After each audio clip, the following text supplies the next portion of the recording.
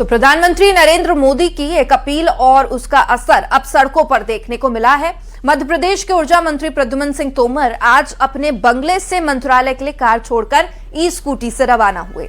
मंत्री तोमर ने कहा कि देश हित में प्रधानमंत्री ने जो आह्वान किया है, भारत का हर नागरिक उसके साथ खड़ा है। उन्होंने साफ किया, पीएम ने पूर्ण बंद की बात नहीं की है, बल्कि जरूरत के हिसाब से संसाधन इस्तेमाल करने की सलाह दी। तोमर के मुताबिक वैचारिक मतभेद अपनी जगह है, लेकिन जब बात देश की आती है तो पूरा हिंदुस्तान प्रधान सेवक के साथ कदम से कदम मिलाकर चलता है। जान लेते हैं कि सर, प्रधानमंत्री मोदी ने अपील की है ई वाहन का उपयोग करने का, क्या कहेंगे इस अपील का कितना असर पड़ेगा? निश्चित रूप से प्रधानमंत्री जी का आह्वान है देश के हित के लिए, तो आपने शुरुआत कर और देश हित के लिए हर व्यक्ति देश के यशस्वी प्रधान सेवक के आह्वान का पर गौर करेगा और उस पर देश हित के लिए, वर्तमान के साथ साथ आने वाली पीढ़ी के हित के लिए अमल करेगा। और ये हमको अमल करना चाहिए। जहां उन्होंने ये नहीं कहा कि 4 व्हीलर बंद कर दो, जहां अत्यावश्यक काम होगा वहां 4 व्हीलर का उपयोग करो। सर, आप विपक्षी दल से भी अपील करेंगे? विपक्षी दल से भी अपील करेंगे जो प्रधानमंत्री मोदी की अपील का सहयोग? देश हित के लिए हमको सबको मिलकर के राजनीतिक वैचारिक मंच पर हम विरोध करें एक दूसरे का, पर देश हित के लिए हमको उपयोग करना चाहिए। जब भी संकट का समय आया, पूरे देश ने साथ दिया है प्रधानमंत्री की अपील का, आज भी पूरा देश एक साथ है? निश्चित रूप से। खबर जबलपुर से है, जहां पीएम मोदी की अपील का बड़ा असर हुआ है। देश में बढ़ती ऊर्जा जरूरतों और ईंधन बचत को लेकर पीएम मोदी की अपील का असर अब आम लोगों के साथ साथ जिम्मेदार पदों पर बैठे लोगों में भी दिखाई दिया। इसी कड़ी में मध्य प्रदेश हाईकोर्ट के जस्टिस डीडी बंसल ने एक अनोखी पहल करते हुए साइकिल से कोर्ट पहुंचकर लोगों को पेट्रोल और डीजल बचाने का संदेश दिया, जिसके बाद से उनकी ये खास पहल अब सोशल मीडिया पर जमकर वायरल हो रही है। इसी बीच प्रधानमंत्री की अपील का हवाला देते हुए जस्टिस डीडी बंसल ने भी आम नागरिकों से तेल की बचत करने का आग्रह किया। कोर्ट के दूसरे कर्मचारियों ने भी बैग, टिफिन और जरूरी सामान लेकर जस्टिस बंसल के साथ साइकिल चलाई।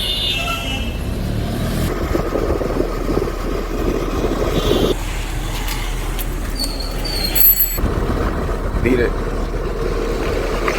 चले। तो बीजेपी प्रदेश अध्यक्ष हेमंत खंडेलवाल ने सोशल मीडिया पर बयान जारी कर प्रधानमंत्री मोदी की अपील का पालन करने की बात कही। उन्होंने अपने बयान में कहा, प्रधानमंत्री नरेंद्र मोदी की अपील का हम सभी अनुसरण करें, ईंधन की बचत करें एवं अनावश्यक उपयोग से बचें। विशेषकर निगम मंडलों के अध्यक्ष एवं कार्यकर्ता जो शपथ लेने जा रहे हैं, वे इस संदेश को आत्मसात कर अपने दैनिक जीवन में उतारे। आज ये केवल एक अपील नहीं, बल्कि समय की आवश्यकता और हमारी जिम्मेदारी है। आपका छोटा सा प्रयास भी समाज को नई दिशा दे सकता है और देश को सशक्त बनाने में अहम भूमिका निभा सकता है। प्रधानमंत्री जी ने अपील की है कि डीजल पेट्रोल का अपने व्यक्तिगत जीवन में इस्तेमाल कम करें। सभी लोगों से मैं अपील करता हूं कि उनके बताए मार्ग पे चलें, क्योंकि उन्होंने 2 दिन पहले अपील की है और हमारे जो नेता, जो लोकप्रिय हमारे जनप्रतिनिधि, हमारे निगम के अध्यक्ष बने हमारे नेता, उनके समर्थकों में उत्साह रहता है और इसलिए कई बार समर्थक बड़ी संख्या में उस कार्यक्रम में शामिल हो जाते हैं। हम आज सभी से अपील करेंगे कि प्रधानमंत्री की अपील के कारण हम सब न सिर्फ हमारे कार्यक्रमों में बल्कि अपने व्यक्तिगत जीवन में पेट्रोल डीजल का इस्तेमाल कम करें। धीरे धीरे ये असर नीचे तक जाएगा। और आज की सबसे बड़ी खबर मेडिकल की तैयारी कर रहे देश के लाखों छात्रों से जुड़ी हुई है। नेशनल टेस्टिंग एजेंसी यानी कि एनटीए ने नीट यूजी 2026 परीक्षा को रद्द कर दिया है। 3 मई को देश भर में हुए इस परीक्षा पर पेपर लीक का काला साया मंडरा रहा था, जिसके बाद सरकार ने यह कड़ा फैसला लिया। इस साल करीब 23 लाख छात्रों ने डॉक्टर बनने का सपना लेकर ये एग्जाम दिया, लेकिन अब उन्हें दोबारा परीक्षा की अग्नि परीक्षा से गुजरना होगा। राजस्थान पुलिस की एसओजी यानी स्पेशल ऑपरेशन ग्रुप की जांच में चौंकाने वाले खुलासे हुए हैं। जांच के मुताबिक परीक्षा से करीब 1 महीने पहले ही 150 पन्नों का एक गेस्ट पेपर सर्कुलेट हो रहा था और इस क्वेश्चन बैंक में 410 सवालों में से 120 सवाल केमिस्ट्री सेक्शन में हूबहू वही आए हैं जो मुख्य परीक्षा में पूछे गए थे। अब दावों की माने तो 720 में से 600 नंबर के सवाल परीक्षा में 2 दिन पहले ही लीक हो चुके थे। इसके बाद एनटीए की ओर से यह कहा गया कि एडमिट कार्ड दोबारा जारी होंगे। हालांकि छात्रों को नया रजिस्ट्रेशन नहीं करना होगा। इसके अलावा अतिरिक्त परीक्षा शुल्क नहीं लिया जाएगा।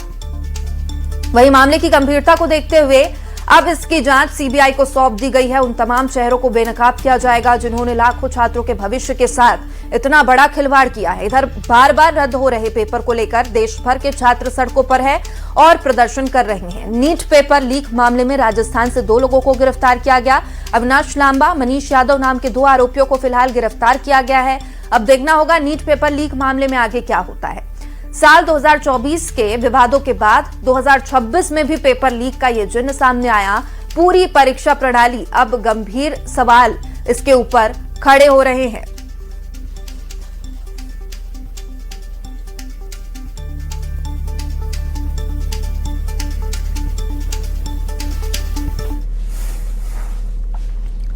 तो इधर इंदौर में भी नीट यूजी एग्जाम के रद्द होने के बाद छात्रों में मायूसी छाई हुई है। सुनिए क्या कुछ कहना है इंदौर के छात्रों का। नीट का एग्जाम कैंसिल हो चुका है। 3 मई को नीट का एग्जाम हुआ था और वापस अब नीट की परीक्षा होगी। नीट की तैयारी करने वाले छात्र हमारे साथ मौजूद हैं। इनमें से कुछ छात्र ऐसे हैं जिन्होंने नीट का एग्जाम दिया भी था।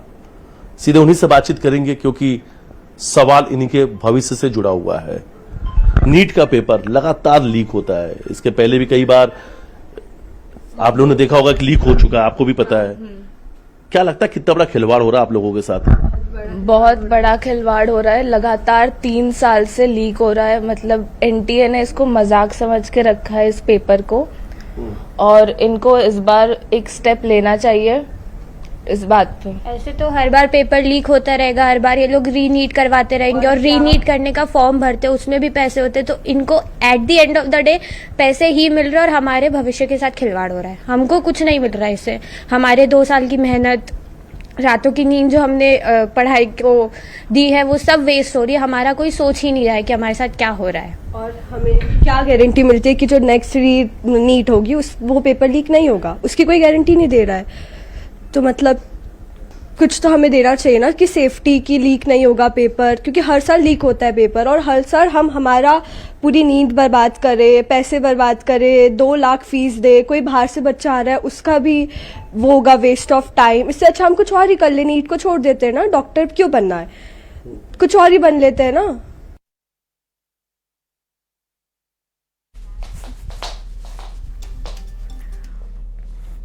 ग्वालियर में भी छात्र नीट एग्जाम रद्द होने के बाद नाराज नजर आ रहे हैं। छात्रों का कहना है बार बार एग्जाम रद्द होने से उनका मनोबल टूट जाता है।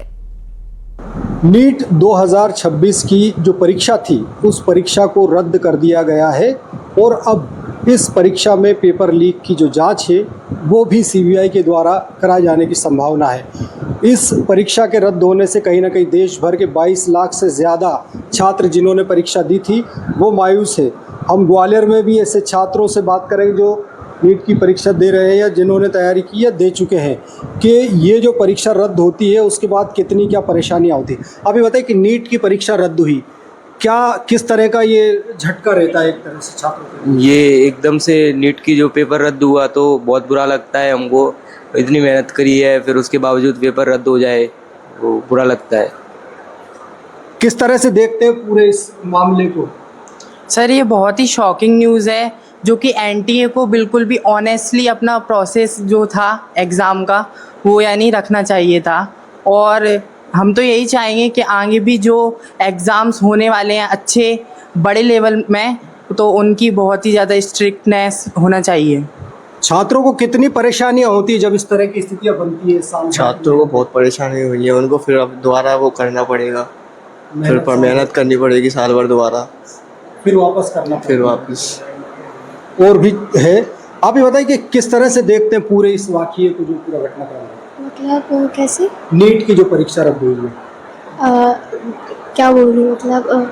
आप बताइए क्या सोचते हैं नीट की जो परीक्षा रद्द हुई उसको लेकर? सो एंटी ने जो इस बार किया है इट्स लाइक बहुत ही जो बच्चे ने मेहनत की होगी, स्ट्रेस इतना ले रखा है, पूरा उन्होंने पूरे साल मेहनत की, वो सब वेस्ट की है। और इस बार अगर इसके खिलाफ कोई एक्शन नहीं हुआ तो फिर पूरा ट्रस्ट खत्म ऑलरेडी। साल भर आप तैयारी करते हैं तो कितनी मेहनत लगती है और ऐसा होता है तो क्या हाल बनता है? ऐसा मतलब बहुत बुरा लगता है कि ना, जब आपने इतनी पूरी साल मेहनत किया और उसके अलावा भी आपका रिज़ल्ट मतलब डिक्लेरेशन नहीं हो पा रहा है, उसके चक्कर में बहुत ज़्यादा स्ट्रेस पड़ता है, मेंटल लोड बहुत ज़्यादा हो जाता है। सर आप बताइए कि क्या परिस्थितियां बनती है छात्रों के सामने?